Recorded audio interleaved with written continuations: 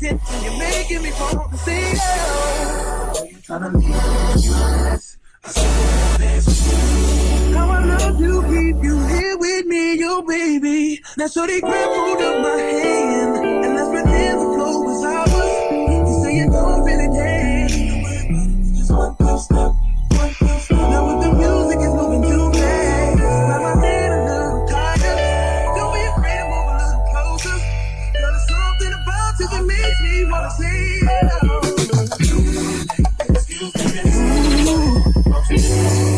And I gotta admit that you got my attention. You're making me want to say, oh, you tryna leave us.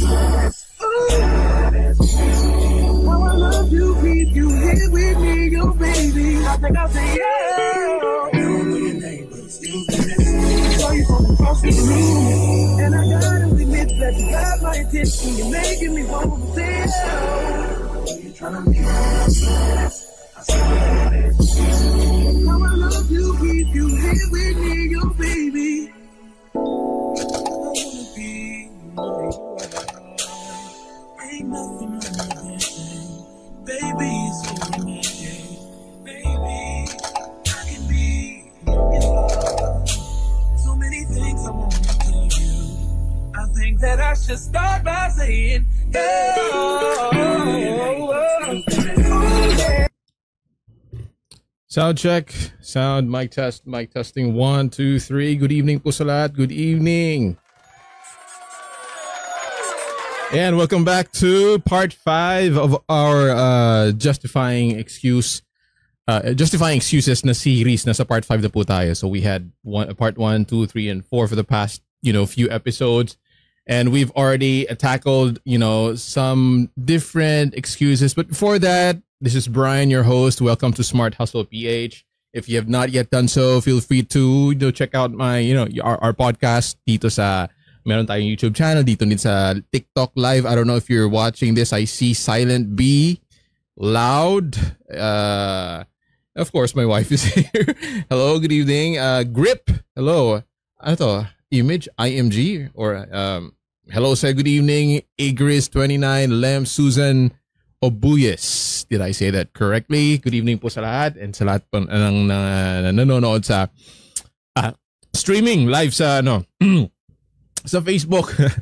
Medyo it's been raining the whole day. No, it's summer pero thank you Lord, no. Maulan ngayong araw na to. And so ingat po sa daan sa lahat ng pauwi diyan, medyo basa yung kalsada, delikado sa mga aksidente yan. Just keep safe. Get home safe and be with your family, So again, we're talking about justifying excuses, we've tackled the no time trap. Sino sa atin kahit ako ba naman, nagkaroon ng ganitong mga excuses, wala akong oras, kulang sa oras, ganyan. Or the excuse of seemingly having not that time, pero not really that you don't have the time, you just don't really give value to it that much, or you don't prioritize it. All right? Ano pa, the fear or the excuse of the not good enough na excuse natin, o yung takot natin, o yung sa tingin ko hindi ako magaling, halimbawa ganyan, or hindi pa ako sapat, and the excuse of not having enough, or the excuse of having limited resources, those common excuses of not having enough money, you not having the enough tools or equipment to start a business or to start my VA career, for example, or the excuse of not having connections. Marami pang iba, But yun yung ilan sa mga napag-usapan natin in the previous topics or episodes ng podcast natin. So check out Smart Hustle PH on YouTube and also on Facebook, TikTok, all right? And you can I'll be putting the link of the podcast link episodes that I've mentioned about in the description of this episode later on. So again, remembering the French philosopher na si Albert Camus, yung quote, sabi niya, those who lack the courage will always find a philosophy to justify it. So those who lack the courage will always find a philosophy to justify it. Shout out nga pala, pink tayo ngayon. Pink na pink. Ayan. And so today, let's talk about the excuse man of having a lack of experience. Sa atin dito, merong nakarinig na ganyan. No? Or baka ikaw din to. No? Starting with a simple, yung sinasabi natin na I just don't have enough experience. Lalo na sa pag-a-apply ng trabaho, sino dito na nakasubok na kapag try na mag-apply ng trabaho, yung requirement, meron dapat experience, wala kang ganun pa to begin with. For example, So, or maybe I just don't know what I'm doing. I just don't have the skills. I just haven't been in this situation before. No? Familiar po ba? No, sino ba ang makaka-relate sa atin? Maybe you've even said some of these excuses yourselves or along with those lines, no? Pero real talk naman tayo na po, no? Usapang trabaho, sino sa atin professional na or maybe you're a fresh graduate, no? Hindi lang ako sigurado kung dito kumbaga dito lang ba 'to nangyayari sa Pilipinas na yung fresh graduate, no, na nag-a-apply ng trabaho hinahanapan ng experience. Fresh graduates are open to apply but needs experience. Yun nga, fresh graduate nga walang experience pa, no? And I believe that's the point of having internships. Kaya meron tayong mga internships, meron tayong mga on-the-job training to get a head start on gaining experience. Ano po? So meron din naman na hindi nga college graduate. Ito naman baliktad naman, iba naman. Hindi college graduate pero nagkaroon ng experience, maraming experiences sa trabaho.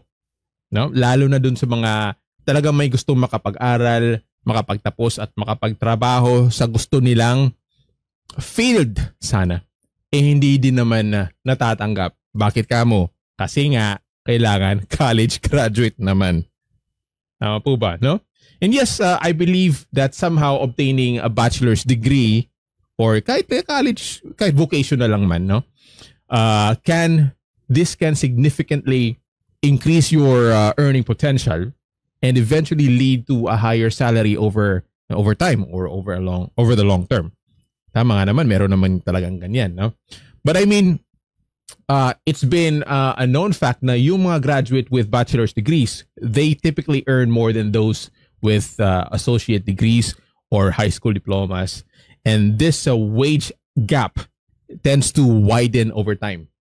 Am I making any sense? No? But then ngayon, no, there's this meron tayong merong nilagdaan talaga. Parang inapprove na na law, no, or act, yung ETIAP Act o yung tinatawag natin na Expanded Tertiary Education Equivalency and Accreditation Program. Ulitin po natin na ETIAP. Expanded Tertiary Education Equivalency and Accreditation Program Act. Okay, I think this was approved last March 2024 by our president, but I'm not really sure about the full details kung paano to, but you can look it up online. Again, ano ba tong ETIAP Act? So this is the law allowing Filipinos, kumbaga, especially working professionals, to finish college education by what? By recognizing all valuable experiences that one or maybe you have gained on the job. No? So isipin natin parang ganito, no? Yung ETIAP na law or yung act, it says na pwede ka nang makapagtapos ng college para mas umangat yung sa career mo kahit na hindi ka nakapag-aral ng regular, no? So what happens is that they look at your work experiences, yung mga natutunan mo sa trabaho, pati na rin yung mga training at seminars na pinagdaanan mo, yung mga ganyan. If it's the same level as what you would learn in college, no, pwede nilang i-credit yun. So parang binibilang nila yung experiences mo as college subjects. Parang ganun. No? So again, to know more about these details, about this ETIAP na act, kung ikaw to, just look it up online if this is something you could take advantage of sa mga hindi pa nakapagtapos mag-aral pero gusto mo may desire ka na makapagtapos ng say college or whatnot, no? Okay. So needless to say, experience is valuable. Mahalagang experience. Tama po ba? Walang pagdududa. There's no doubt about it. Experience is very valuable, but is it? Ito yung tanong, is it the only ticket to success? Yung experience nga lang ba? Absolutely not. Paano or bakit? Think about this. No? Lahat naman tayo nagsimula sa wala. Tama po ba? No? Even the top VAs or virtual assistants and some of the most successful entrepreneurs were once noobs or newbies tulad din po natin, ano? Just figuring things out as they went along. Even as, I myself doing this podcast right now, I'm still learning a lot of things. I'm still figuring out a lot of things as I go along. But the truth is, what often matters more than the years on a resume, eto lang kahit wala ka pang masyadong experience o kahit pa nga wala ka pa talagang experience, kulang pa yung experience mo, is yung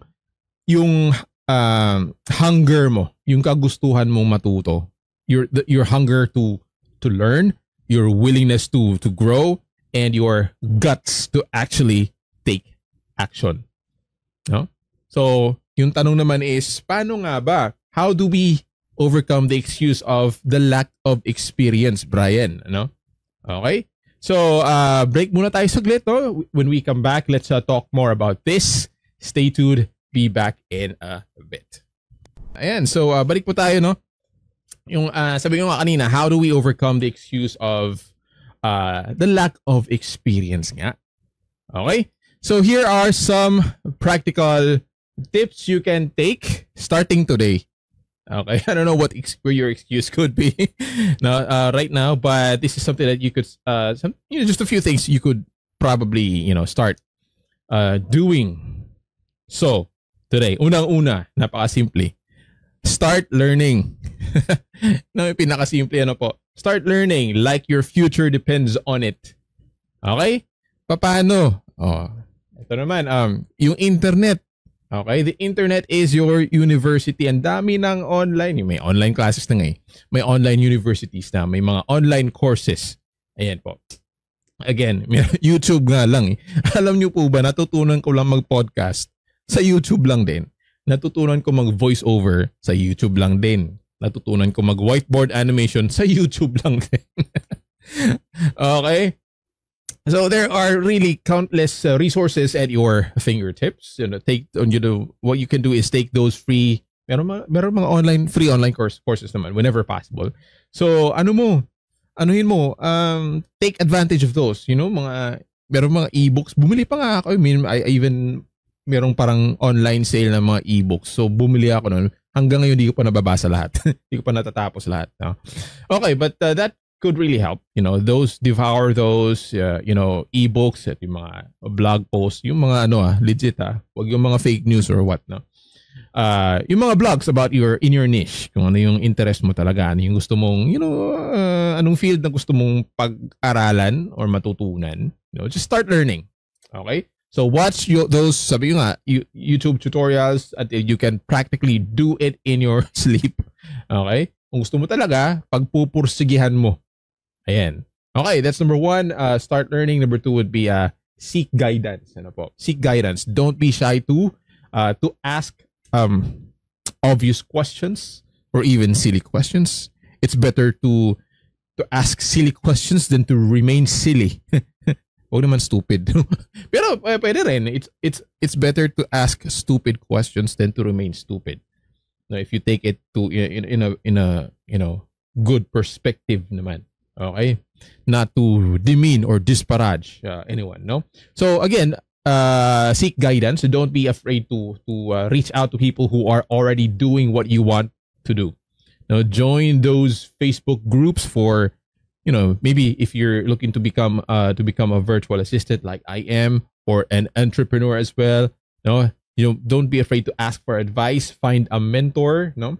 Even an informal one, kahit nga kwentong, usapang kaibigan lang, no? Minsan may mga matututunan ka talaga. Kahit pati na kalokohan. May ganyan. So piliin mo din yung mga taong especially when you're getting older, may ganyan. When you age, yun na lang. When you age, Hirap naman pag older, ano.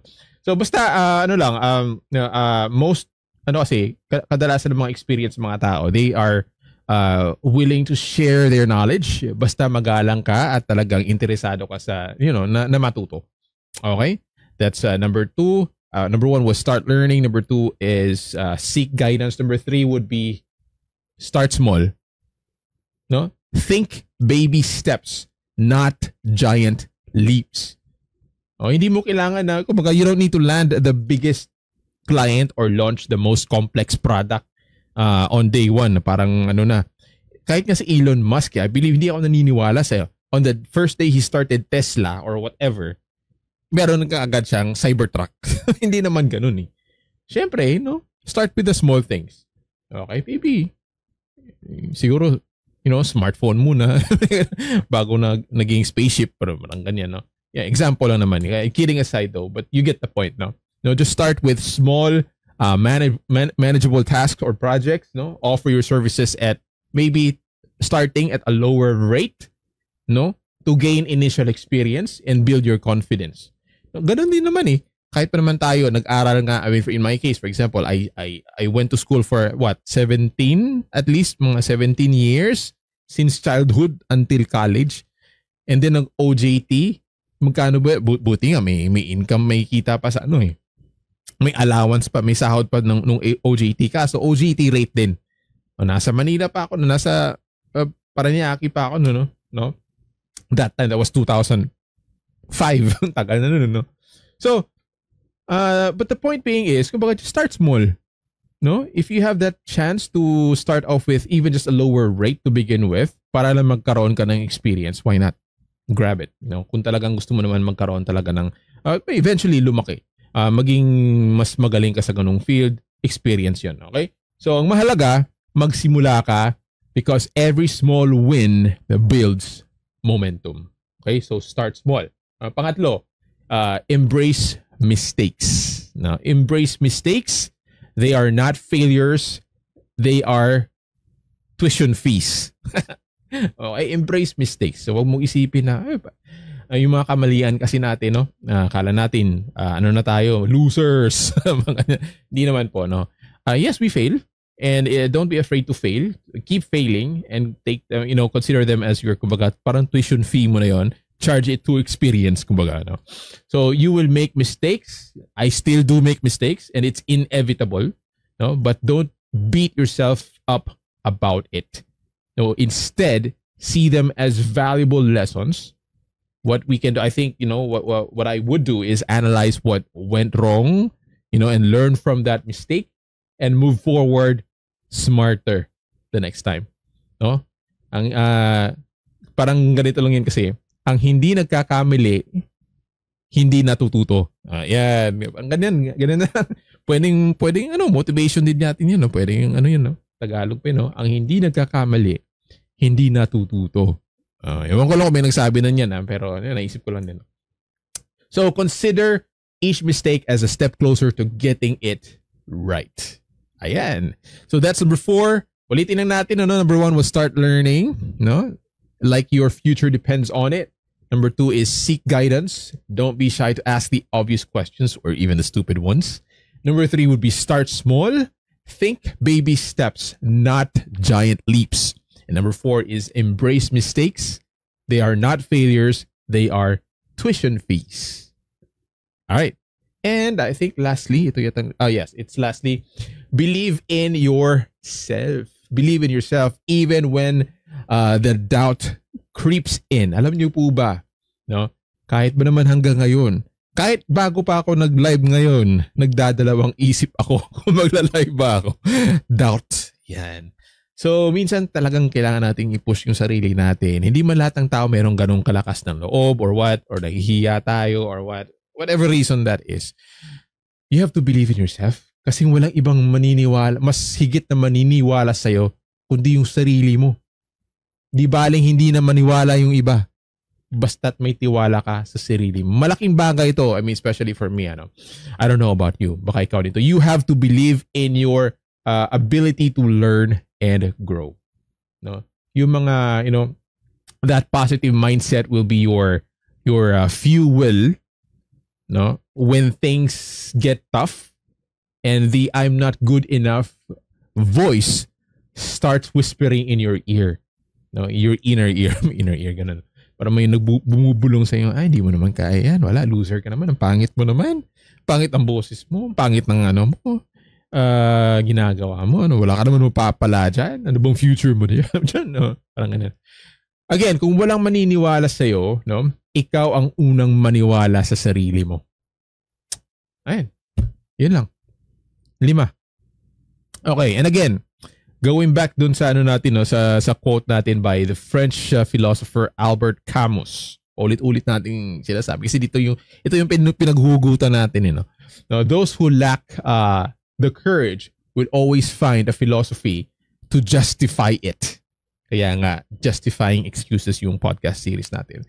And I believe this will be the end, the last part of, mini podcast series natin. So, just simply put, ganito na lang, yung pinakamadaling ano na lang, if you look for an excuse, you'll always find one. Ganun na lang, ano? Kung sa atin pa is, kung ayaw, maraming dahilan. Kung gusto, maraming paraan or baliktad, whatever. No? So, minsan masyadong naging cliche na yung your dreams are worth pursuing eh. Diba? Sino ba sa atin na may pangarap? Lahat naman siguro tayo, no? Yung normal na tao merong pangarap, tama po ba? And madaling sabihin at isipin na dapat pangarap mo dapat abutin mo yung mga pangarap mo, gawin mo yung lahat ng mga kaya mo, because they are worth pursuing, no? Or maybe ibahin natin, just putting it in a way that might hit home a bit harder. Instead of clinging on the excuse of I just don't have enough experience, I lack the experience. Maybe the real question you should be asking yourself is, how much do I really want this? Gaano ko ba ka gusto ito? Ngayon, ulitin natin, medyo ang daling sabihin, po, no? Hello, Emery Camille, what gives you the courage? Okay, thank you so much. The courage. Okay, ito yung sagot. Okay, sige, itong courage ha. Kasi pinag-usapan natin yung sabi ko nga, gaano ko ba kagusto maabot yung ganitong pangarap ko? Halimbawa na lang. Or gaano ko ba gustong bilhin yung microphone na to? Halimbawa na lang, Okay. Ibahin at balik rin natin, parang reverse psychology yung sinasabi, Nabasa ko lang din naman to, Instead na panghawakan mo yung gaano mo kagusto o pinapangarap na maabot ang ganito o mga ganyan, kahit ano ba yan, why not ask yourself, gaano mo kaayaw ang sitwasyon na kinalalagyan mo ngayon? Nasabi ko na rin to sa ibang podcast po natin, pero ang ganda kasi ng ng dating para sa akin, kung nasa sitwasyon ka na pangit, na ayaw mo, mahirap, kahirapan, yung mga nangyayari sa mundo, sa Pilipinas ngayon, gaano mo kaayaw ang mga yon?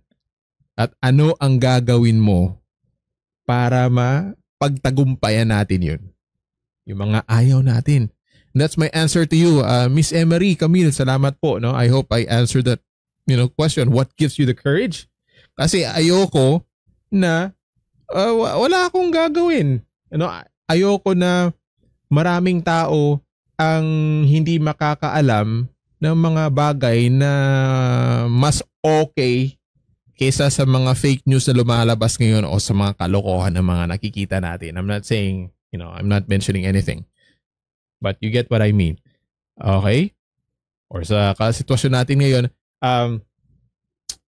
yung example kanina, itong microphone, gaano ko kaayaw ang pangit na tunog ng isang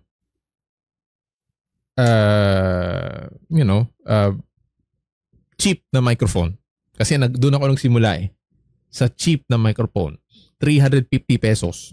350 or 650. Mahal pa nun. CDR King. Ayan. Okay. So again, just to wrap this up, so let's break free from the chains of excuses and take on a journey of personal development or self-discovery towards what? Towards whatever dreams and goals, na meron ka. Now, whether it be career or entrepreneurial success or what have you, and just do something about it. Take action. Gawin mo. So, ang assignment natin, konting assignment, talagang may assignment pa, tanong lang naman, tanongin mo sa sarili mo, what one skill na meron ka, or what one skill are you willing to start learning today to overcome the lack of excuse, no? So, feel free to share your thoughts in the comments below, no? Again, what one skill are you willing to start learning today to overcome the lack of experience? Wala kang experience sa pagbenta ng ganito, ganyan. Gusto mong matutunan? Anong skill yon? Sales? Magbenta? Gumawa ng what? Bibingka? Whatever. Naisip ko. So, gustong kumain ng bibingka ngayon. But anyway, that's a wrap for the Justifying Excuses na podcast na series po natin. I hope you learned something about this as much as I enjoyed making this, and I learned something from it myself. No? And as we move forward, I encourage you to listen closely to the excuses that bubble up. No? I-challenge mo yung mga excuses na to. Ask yourself, is this a real barrier or just a comfortable justification? No, yung pangarap mo, yung mga goals natin, that life you envision, they are worth more than the weight of your excuses. Tandaan natin yun, Alin ba ang mas mabigat? Yung excuses mo o yung mga pangarap mo? Okay, so it's time to stop justifying and start doing. All right. So again, this is your host. Thank you for tuning in. My name is Brian. Talk to you on the next new episode. Ewan ko lang kung series ulit or just one-off topics. Pero I hope if you kung meron kang gustong topic na pag-usapan natin, okay din yun. Feel free to comment in this video or sa mga anywhere sa YouTube channel po natin or kahit dito sa Facebook po natin. Feel free to, or sa Instagram. Ayan. Feel free to comment kung anong topic na gusto nyo pag-usapan natin. And I'll talk to you on the next one. Bukas.